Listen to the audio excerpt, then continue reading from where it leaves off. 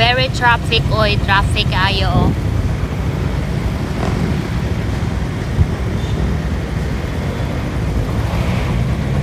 Grabe ka traffic.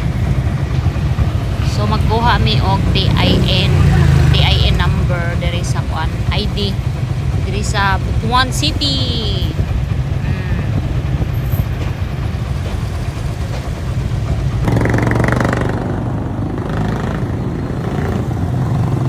Yes, nakasulod na mi diri kuan mi TIN, magtawi kuan TIN.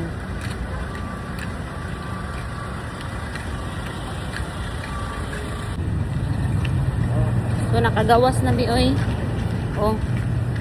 Wala ko kakuha og TIN ID kay kinahanglan man di ay magkuan. Dala og daghan ID. Naman ko'y passport dala pero wala siya.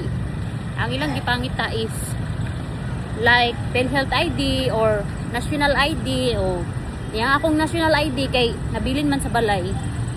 Umauto, balik nilang ni ugma. So amo ra ko ikuan ra mo nako kung makakuha ko no kay first time ko magkuha og ganing TIN.